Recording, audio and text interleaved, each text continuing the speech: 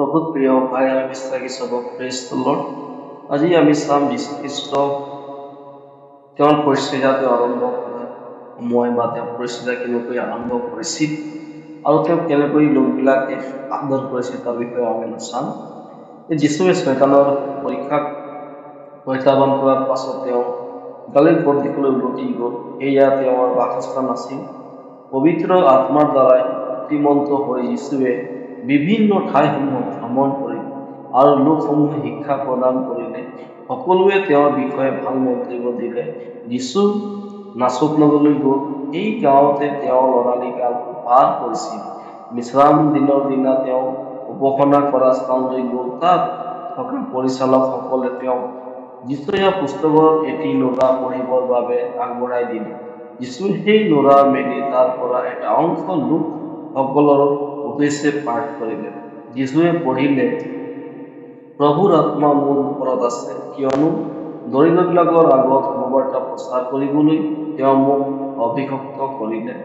বন্ধুৰীয়াবিলাকৰ আগত মুক্তিৰ আৰু অন্ধ বিলাকৰ আগত পুনৰাই চকু পোৱা কথা ঘোষণা কৰিবলৈ, চেপা খোৱাবিলাকৰ মুকলি কৰিবলৈ আৰু প্ৰভুৰ গ্ৰাহ্য বচন ঘোষণা কৰিবলৈ মোক পঠালে।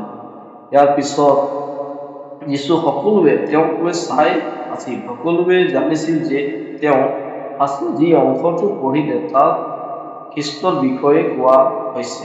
যীশুৱে ক'লে, মই যি অংশ তোমালোকৰ আগত পাঠ কৰিলো সেয়া এতিয়া সিদ্ধ হ'বলৈ ধৰিছে। তাত থকা সকলোৱে বিস্ময় মানিলে। তেওঁবিলাকে ক'লে, এওঁ যোচেফৰ পুতেক নহয়নে?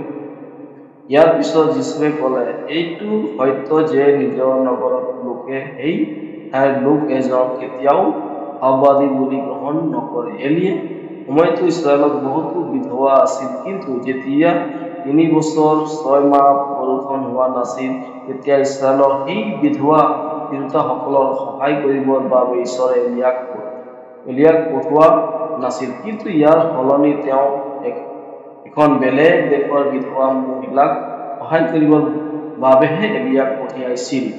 যীশুৱে আৰু ক'লে, এলিছা ভাৱবাদীৰ সময়ত ইছৰাইলৰ বহু লোকৰ ছালৰ ৰোগ হৈছিল, কিন্তু এলিছাক কাকো সুস্থ কৰা নাছিল। তেওঁ ইছৰাইলৰ শত্ৰু দেশৰ নামান নামৰ এজন সৈন্য বিষয়াৰ ৰোগক সুস্থ কৰিছিল। কিন্তু সেই সময়ত যীশুৰ কথা শুনি থকা লোকসকলে যিহুদী আছিল, সেয়ে তেওঁবিলাক তেওঁৰ কথাত অতিশয় অসন্তুষ্ট হৈছিল।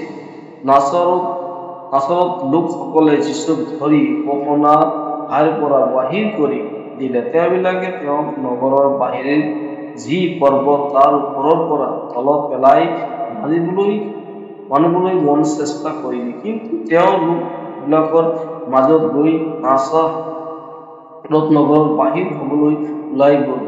তাৰ পিছত তেওঁ গালিল প্ৰদেশৰ মাজেদি গ'ল আৰু এক বৃহৎ লোক তেওঁৰ কাষলৈ আহে। তেওঁবিলাকে নিজৰ লগত অনেক ৰোগী আনিছিল। তাৰে মাজত চকুৰে নেদেখা, খোজ কাঢ়িব নোৱাৰা, কাণেৰে শুনি নোপোৱা বা বোবা আদি লোকসকলে আছিল, আৰু যীশুৱে সেই সকলোকে সুস্থ প্ৰদান কৰিছিল।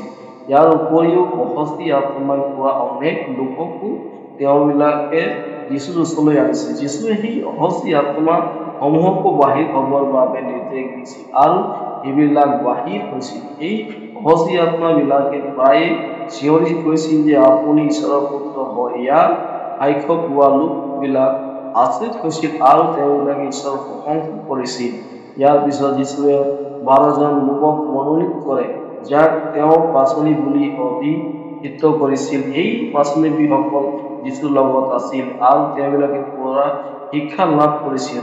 মোৰ প্ৰিয় ভাই ভনীসকল, আজি প্ৰভু যীশুখ্ৰীষ্ট যেতিয়া তেওঁ ঈশ্বৰৰ পুত্ৰ হয় বুলি নিজক নিজে পৰিচয় দিবলৈ গ'ল বা পৰিচয় দিলে, কিন্তু লোকবিলাকে ক'লে যে আমি জানো এওঁ নাচৰতৰ যোচেফৰ পুত্ৰ হয় আৰু ইয়াক আমি সৰুৰ পৰা দেখি আছো। কিন্তু যীশুৱে কৈছে যে নিজৰ কোনো ভাৱবাদী বা গ্ৰহণ নকৰে, কিন্তু ঈশ্বৰে নিজৰ পৰিচৰ্যা আৰম্ভ কৰিছিল, নিজৰ পৰিচয় দিছিল।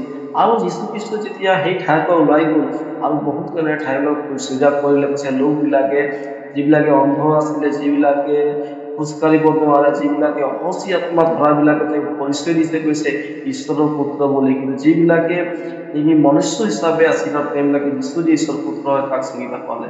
মোৰ প্ৰিয় ভাই ভনীসকল, আজি প্ৰভু পৰিচৰ্যা যেনেকৈ আৰম্ভ কৰি পেলাই আজি 3.5 বছৰ কাল পৰিচৰ্যা কৰি পেলাই আজি গোটেই পৃথিৱীত বিয়পি গ'ল, এনেকৈ আপোনাৰ আৰু মোক যি দায়িত্ব দিছে আমিও পৰিচৰ্যা কৰি আগুৱাই যাওঁ। এই বাক্য ঈশ্বৰৰ সকলোকে আশীৰ্বাদ কৰক। আমেন। প্ৰেইজ